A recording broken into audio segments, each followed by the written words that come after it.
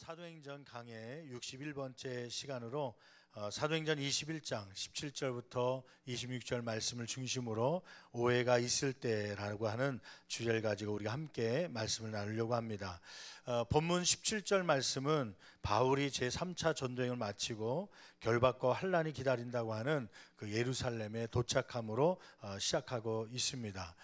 세 번씩이나 예언자들을 통하여서 예루살렘에 가면 결박이 있고 또 환란이 있을 테니까 가지 마십시오 말렸지만은 바울 사도는 사명 때문에 생명을 조금 더 귀한 것을 여기지 아니하고 예루살렘으로 오게 됩니다. 그 이유 가운데 하나는 예루살렘에 있는 아직 구원받지 못한 사람들에게 복음을 증거하려고 하는 그 사명 때문에 온 것이죠. 예루살렘에 도착해서 여러 가지 일들이 벌어진 가운데 오해를 받습니다. 물론 그 오해는 지금 순간적으로 생긴 것은 아니지만 그 전부터 있었던 것이지만 그러한 문제로 예루살렘에 소동이 일어나죠. 오늘은 그 오해 가운데 바울 사도가 어떻게 행동하는지 함께 살펴보면서 피차 은혜 받는 저와 여러분 되기를 간절히 축원합니다. 오해는 없을 수 없죠. 흠이 있고 연약한 인간이기 때문에 때로는 자기가 살아온 문화 속에서 자기가 배운 만큼의 생각을 하기 때문에 자기의 신앙적인 수준에서 상대방을 바라보기 때문에요, 상대방을 오해할 때가 종종 있습니다. 한 세 가족이 교회에 등록을 했죠. 등록을 해서 세 가족이 3년 동안 열심히 다녔는데 어느 날부터인가 교회를 나오지 않는 거예요.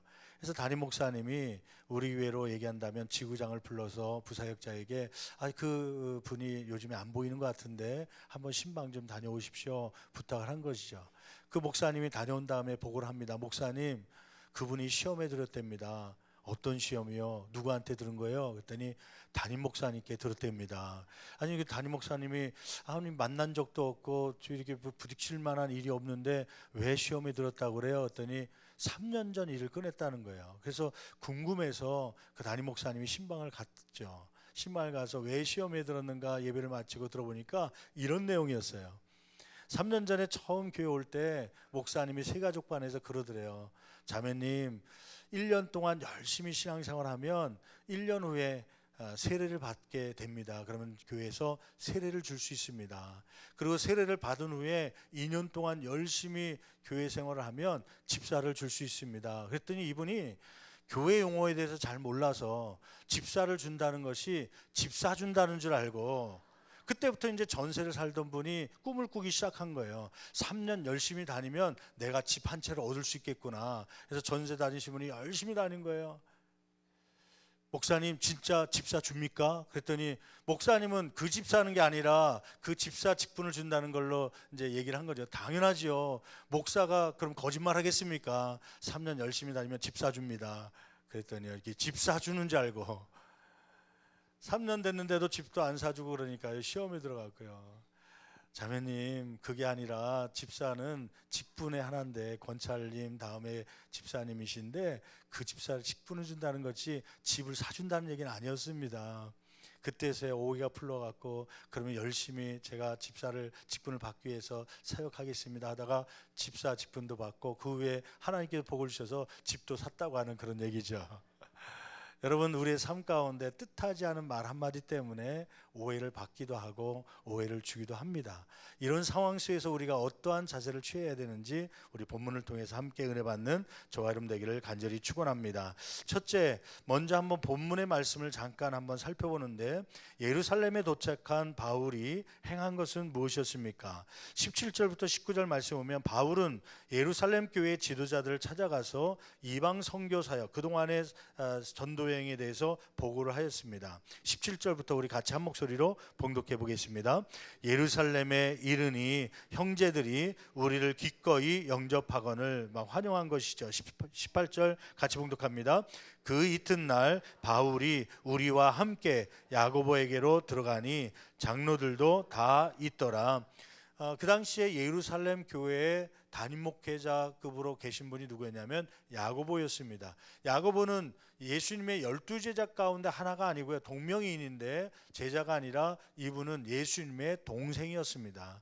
마리아를 통해서 난, 그러나 예수님은 성령을 통해서 났지만은 이 야고보는 요셉이라고 하는 육적 아버지를 통해서 난 것이죠.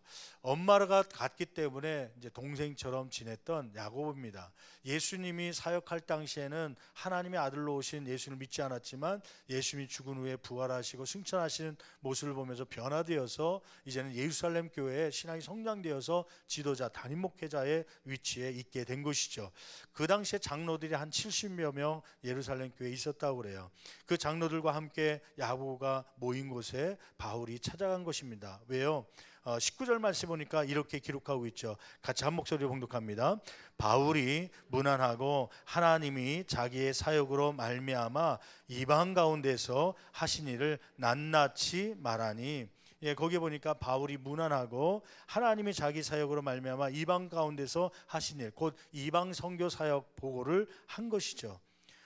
또 이렇게 야고보와 장로들이 함께 거기에 모여 있었던 이유는 이방 교회에서 얻은 구제 헌금을 가지고 예루살렘 교회에 전달하기 위해서 모이게 된 것이죠. 그런데 거기서 자세히 보세요. 한번 질문해 볼게요. 바울 사도는 예루살렘 교회에 와서 선교 보고를 할 의무가 있습니까? 결론적으로 얘기하면 없습니다. 왜냐하면 이 예루살렘 교회의 담임 목회자가 야고보고 그 다음에 장로도 있지만 바울 사도의 신앙과는 별개였습니다. 바울 사도는 누구의 복음을 통해서 배운 것이 아니고 예수를 만난 것이 아니라 다메섹 도상으로 예수 믿는 사람을 잡으러 가는 중에 직접 예수님을 만남으로 변화되었죠. 그래서 자신에게 복음을 증거했던 사람은 예수님 자체였습니다. 야고보가 아니었습니다. 더군다나 바울 사도를 선교사로 파송했던 교회는 예루살렘 교회가 아니라 어느 교회였는지 기억하십니까? 안디옥 교회입니다. 안디옥 교회. 그러니까 선교 보고를 하려면 어디로 가야 되는 거예요? 자기를 파송했던 안디옥 교회에 가서 해야 되는 것이지 예루살렘 교회에 와서 해야 될 의무는 없는 거예요. 그 안에 담임 목사님이 자기를 전도했거나 세를 준 분도 아닙니다. 그런데 그곳에 와서 선교 사역 보고를 하는 것이에요. 한번 생각해 보세요. 이 당시에 사도행전 21장 정도 분위기면요, 성령은 지금 예루살렘 교회의 어떤 특정한 사람을 선택한 것이 아니라 바울이라고 하는 인물을 선택해서 강하게 역사하던 시기였습니다. 그러니까 사역의 분량으로 얘기한다면 바울 사도가 많은 사역을 감당하고 있었어요. 누구보다도요, 야고보보다도 예루살렘 교회보다도 이방 선교에 바울 사도가 성령에 충만해서 큰 사역을 감당하고 있었어요. 그러면 누가 더 하나님 앞에 귀하게 쓰임받고 있는 겁니까? 바울 사도거든요. 그럼 바울 사도 입장에서는 굳이 예루살렘 교회 야고보에게 가서 보고할 필요도 없이 편지 써줘도 되고요. 아니 그거 안 써줘도 할 말이 없는 거예요. 또 가서 대우를 받아야 될 입장이지 오히려 보고해야 될 상황은 아닙니다. 그럼에도 불구하고 바울 사도는 교회 앞에, 권위 앞에 겸손함으로 사역 보고를 한 거예요. 여러분, 여기서 우리가 깨닫는 것 한 가지가 있죠. 교회 안에 들어와서 사역을 하다 보면, 신앙생활 하다 보면 사역이 점점 커질 때가 있어요. 새 가족으로 왔을 때는 아무것도 모르니까 안 시키지만 몇 년이 지나면 세례를 받고 또 집사 직분을 받고 구역장이 되기도 하고, 오늘 우리가 임직식을 하는데 권사 직분을 받기도 하고 장로님이 되기도 하고요. 장로님 가운데서도 또 충성때에 여겨서 또 때는 재정부를 맡기도 하고 때는 건축위원장도 맡기도 하고 여러 선교 개발국장을 맡기도 하고, 이러한 사역이 점점 커질 때가 있습니다. 그런데 여러분 기억하십시오. 사역이 커질 때 교만하기가 쉽다는 거예요. 교만하는 증거는 뭐냐면 당신의 생각대로 이끈다고 하는 증거가 교만하다는 것입니다. 여러분, 날마다 사역이 커질수록 겸손해지기를 간절히 축원합니다. 여러분, 베드로전서 5장 5절 말씀 볼까요? 베드로전서 5장 5절 말씀 같이 한 목소리로 봉독하시겠습니다. 젊은 자들아, 이와 같이 장로들에게 순종하고 다 서로 겸손으로 허리를 동이라. 하나님은 교만한 자를 대적하시되 겸손한 자들에게는 은혜를 주시느니라. 아멘. 거기 젊은 자들은 누굴 얘기하냐면요, 교회 안에서 힘을 쓰는 사람들이에요. 가장 왕성하게 사역하는 사람이에요. 사역이 커진 사람을 얘기합니다. 이미 장로들은 육체적으로 영적으로 많이 지쳐 있습니다. 교회적으로 얘기하면 젊은 사람들, 그러면 20, 30대를 얘기하는 것이 아니라 교회 안에서 가장 활발하게 많은 사역을 감당하는 세대를 얘기하는 겁니다. 그러면 우리 교회로 얘기하면 어느 정도 나이가 될까요? 한 60대 전후된 사람들. 저희 교회는 평균적으로 60대 되신 분들이 젊은 분들에 속하는 거예요. 나이가 젊다는 게 아니라 사역을 왕성하게 할 수 있는 그 나이대가 되었다는 것이에요. 젊은 자들아, 이와 같이 장로들에게 순종하고 다 서로 겸손으로 허리를 동이라. 허리를 동이라는 건 뭐냐면요, 허리를 동이는 그 원어적인 뜻을 보니까 앞치마를 두르다는 거예요. 그 당시 앞치마를 두르는 건 누가 했냐면 노예들이 한 거예요. 종들이 한 거예요. 노예들이 일할 때 옷을 버리지 않도록 앞치마를 입습니다. 앞치마를 입은 사람들은 노예라는 표시입니다. 그 허리를 동이라는 것은 그 앞치마를 노예가 입듯이 뭐 하기 위해서 앞치마를 입는 거예요? 섬기기 위해서요. 일하기 위해서 섬기듯이, 섬기려고 그걸 입듯이 너희들은 교만하지 말고 겸손하라는 것입니다. 여러분, 때로는 사역이 커질수록, 집사 때는 안 그랬는데 권사가 되면, 때로는 권사 때는 안 그랬는데 장로가 되면, 장로 때는 안 그랬는데 좀 더 큰 사역을 맡겨놓으면 자기의 생각으로 자기가 교회를 이끌려고 하는 사람들이 생겨나는 거죠. 거기서부터 교회가 갈라지기 시작하는 거예요. 여러분, 교만하지 않기를 간절히 축원합니다. 하나님의 뜻을 구하고 하나님의 생각을 구할 수 있는 저와 여러분 되기를 간절히 축원합니다. 여러분, 둘째로 바울의 선교 보고를 들은 교회 지도자들의 반응은 어떠하였습니까? 그들이 듣고 하나님께 영광을 돌렸습니다. 20절 말씀 읽어볼까요? 20절 상반절 같이 한 목소리 봉독합니다.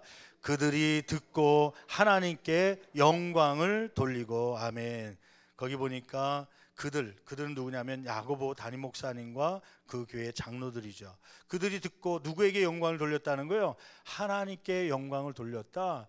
이 영광을 돌리다는 것은 뭐냐면 감사를 드렸다는 거예요. 칭찬을 하나님께 올렸다는 거예요. 여러분, 그런데 이렇게 하나님께 영광을 돌리셨던 이유가 있었죠. 19절에 중요한 말씀이 있어요. 아까 읽었던 말씀인데, 바울이 선교 보고를 하는데 뭐라고 하는지 다시 한번 읽어볼까요? 19절 같이 한 목소리 봉독합니다. 바울이 무난하고 하나님이 자기의 사역으로 잠깐만요. 주어가 누구예요? 거기에 하나님이 한번 동그라미 쓰세요. 하나님이 자기의 사역으로 말미암아 이방 가운데서 누가 어떤 일한 거예요? 하신 일 한번 거기 밑줄 보세요. 하나님이 뭐 하셨다는 거예요? 일을 하셨다는 거예요. 이 이방 선교 사역을 하는데 기적이 일어나고 믿지 않았던 자들이 막 돌아오고 했던 이유는 내가 한 사역이 아니라 누가 했다고 하는 거예요? 하나님이 했다는 것이에요. 여러분, 오늘 우리가 입당 감사 예배를 드리는데, 입당 감사 예배 그동안 16개월 가까이 이렇게 건축위원장님과 건축위원들, 당회원들이 앞장서서 한마음이 되어서 귀한 사역을 감당했어요. 또 때로는 어떤 분들은 금식 기도해가며 한 달에 정해진 날짜 한 끼를 금식해가며 같이 기도로 동참하신 분이 있습니다. 어떤 분은 한 평값을 공사비를 헌신하기 위해서 그 한 평값을 드리기도 하고 그 이상을 드렸던 분들도 없지 않아 있습니다. 여러분, 그러나 기억하십시오.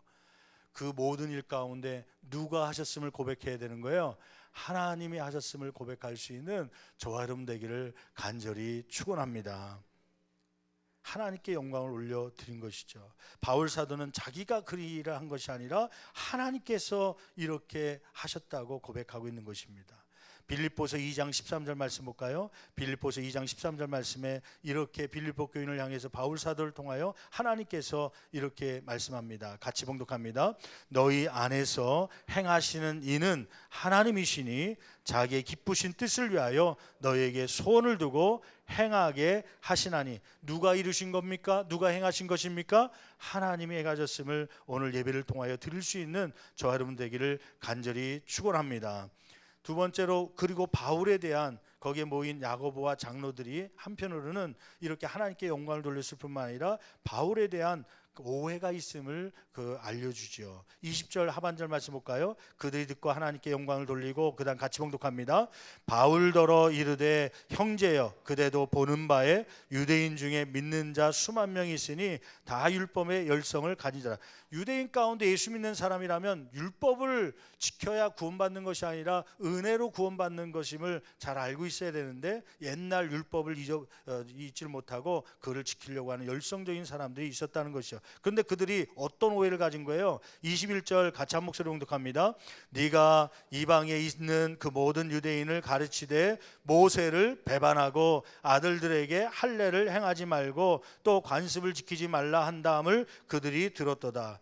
여러분, 물론 할례를 통하여서 구원받는 것은 아니었습니다. 그럼에도 불구하고 바울은 할례가 필요한 사람들 혹은 그것 때문에 오해를 받는 사람들에게는 할례를 할 수 있도록 권면했던 적이 있었죠.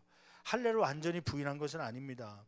그럼에도 불구하고 오해를 갖게 된 것이죠. 바울 사도가 할례를 부인하고 관습을 지키지 말라, 오히려 그렇게 율법을 지키지 말라 전하고 다닌다, 그런 오해를 갖게 한 것입니다. 그것이 있음을 알려준 것이죠. 여러분, 여기서 우리가 깨닫는 것이 있어요. 오늘 말씀 가운데 이러한 오해가 있을 때 바울 사도의 모습을 보세요. 첫째, 그는 낙심하지 않습니다. 좌절하지 않습니다. 여러분, 신앙생활하면서 때로는 오해가 필연적으로 따라옵니다. 성령이 충만했던 바울 사도가 사역하면서도 오해가 따라오는데요. 하물며 부족한 저와 여러분들이 일하면서 그러한 오해가 따라온 것은 당연한 것이죠. 그런데 바울 사도와 우리와 다른 점 뭐냐면, 이러한 사람들의 비난과 오해의 말을 들을 때 바울 사도는 낙심하거나 좌절치 않았습니다. 우리 같으면요, 그런 오해를 받으면 내가 먹고 살기 위해서 내가 그 일을 한 거야? 내가 그런 오해 받으면서 뭐하러 그 일에 그 하던 일을 멈추고 포기할 때가 얼마나 많습니까? 근데 바울 사도는 그러한 낙심하지 않고 그는 일을 하지요. 고린도전서 12장 14절 17절 말씀에 그는 이러한 신앙의 고백이 있었기 때문이에요. 12장 14절 같이 한 목소리로 봉독합니다. 몸은 한 지체뿐만 아니요 여럿이니. 그러니까 교회를 그 머리는 그리스도가 머리고 우리는 지체라고 그러잖아요. 손이 되고 발이 되고 눈이 되고 코가 되는데 우리는 그 지체에. 그다음에 15절 계속 읽어봅니다. 만일 발이 이르되 나는 손이 아니니 몸에 붙지 아니하였다 할지라도 이로써 몸에 붙지 아니한 것이 아니요 또 귀가 이르되 나는 눈이 아니니 몸에 붙지 아니하였다 할지라도 이로써 몸에 붙지 아니한 것이 아니니. 17절 만일 온몸이 눈이면 듣는 곳은 어디며 온몸이 듣는 곳이면 냄새 맡는 곳은 어디냐. 여러분, 각자의 지체로서의 역할들이 달라요. 어떤 사람은 눈의 역할을 하는 사람이 있고요, 어떤 분은 귀의 역할을 하는 분이 있고, 어떤 분은 손발의 역할을 하는 분들이 있습니다. 각자의 은사에 따라서 위치에 따라서 하는 일들이 다르죠. 그런데 자기가 눈이라고 해서 눈처럼 손 보고 생각하고 행하라고 하면 그것도 잘못한 것이죠. 각자의 은사를 인정해 줘야 되는 것이죠. 한 번은 이 지체들이 생각할 때 너무 억울한 것이 있는 거예요. 어떤 것이 억울하냐면 이분 주둥이란 놈은 일하는 것도 없이 처먹기만 잘 처먹는다는 거예요. 맛있는 거 있으면 자기가 다 처먹고, 이 손발은 가져다만 주고 눈은 보기만 하고 아무것도 먹지를 못하고 입으로 다 들어가는 거예요. 그러니까 억울해 갖고 이 손발과 눈과 코가 입이 귀가 데모를 한 거예요. 야, 우리가 열심히 일해봐야 포도를 보고 눈으로 봤으면 냄새를 맡고 상한지 안 상한지 냄새를 맡고, 그러면 안 상했으면 손으로 입으로 집어넣는데 입만 즐거워한다. 우리 이 일을 하지 말자. 그래서 다 대보를 한 거예요. 그러고는 이 파업을 했습니다. 손은 음식을 집어가는 것을 안 하기로 했고요. 눈은 아예 눈 감고 쳐다보지도 않기로 했고요. 귀로 듣지도 않고 냄새도 안 맡고요. 그 다 파업을 했습니다. 하루가 지났습니다. 일주일이 지났습니다. 아니, 입이 먹지 않았기 때문에 입이 배고파하고 힘들어야 되는데 손발이 떨리기 시작합니다. 눈이 침침해지기 시작하는 거예요. 그때서야 깨닫는 것이죠. 입으로 들어가지만 그것이 영양분이 되어서 손과 발에 힘이 있는 것이고 이 기력이 있어서 시력이 보이게 되는 것이다. 여러분, 우리 입장에서 상대방을 이해하려고 하기보다는 상대방의 특성들을 이해하고 그들을 인정할 수 있는 저와 여러분 되기를 간절히 축원합니다. 셋째로, 바울에 대한 유대인들의 오해를 풀기 위한 지도자들의 제안은 무엇이었습니까? 이런 오해가 있는데 우리가 어찌할고 어떻게 하면 풀 수 있을까 서로 협력하는 가운데 이러한 제안을 하죠. 먼저 서원한 네 사람에게 결례를 행하도록 바울에게 권면합니다. 23절 읽어볼까요? 같이 봉독합니다. 우리가 말하는 이대로 하라. 서원한 네 사람이 우리에게 있으니. 이 서원이라는 건 뭐냐면 나실이란 건 뭐냐면 일정 기간, 한 달이면 한 달, 6개월이면 6개월, 1년이면 1년, 3년이면 3년, 이러한 일정 기간 동안 나는 하나님의 도구가 되겠습니다 하고서 헌신한 사람들이 있어요. 근데 그 결례를 해야 되는데 마지막 이제 기간이 차면은 일주일 동안은 성소에서 거하면서 마지막 그 규례를 지켜야 됩니다. 그리고 마지막 8일째는 머리를 깎음으로, 이제 나시린 때는 머리를 자를 수 삭도를 댈 수 없기 때문에 이제 끝나는 날 삭도를 대게 돼 있거든요. 머리를 자르게 됩니다. 그리고 마지막 날에는 이 제사를 드리게 됩니다. 제물을 막 양 3마리, 1년 된 흠없는 수양 하나, 또 속죄 제물로 또 암양 하나, 또 화목 제물로 수양 하나. 그러니까 양이 3마리가 드려지는 것이죠. 이렇게 결례가 행해지는 4사람이 있는데 그 사람들과 함께 주도해 갖고 결례를 그럼 네가 행해라. 왜냐하면 사람들이 바울 사도는 그러한 관습이나 율법을 지키지 않는다고 오해하기 때문에 네가 그 일에 마침 이렇게 4사람의 결례를 행할 사람이 있으니까 그 관습을 네가 한번 주도해라. 그렇게 권면한 것이죠. 뿐만 아니라 그 4사람이 하는 결례 가운데 제사 그 드리기 위해서 한 사람당 3마리 양을 잡아야 되는데 그 12마리를 비용을 바울이 대신 되도록 권면합니다. 한번 24절 중반절 볼까요? 함께 결례를 행하고 그 다음에 같이 봉독합니다.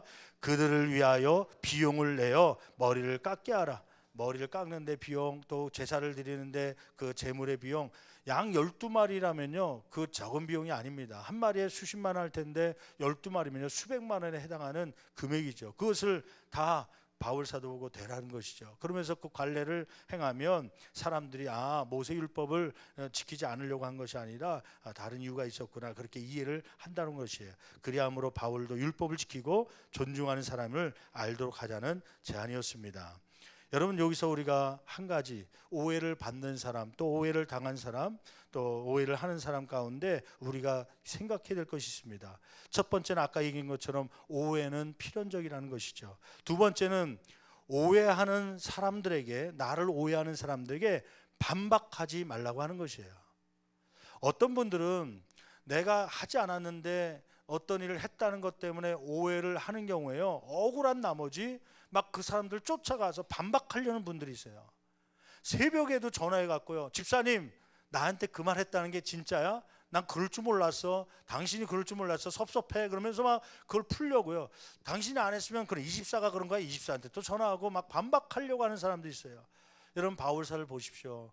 바울사는 오해받을 때 그러면 그 내가 모세율법을 할례를 안 한다는 거 누가 얘기한 거예요? 구집사님이 얘기한 겁니까? 김집사가 얘기한 겁니까? 막 쫓아다니면서 한 것이 아니라 그는 그냥 속으로 삭힌 거예요.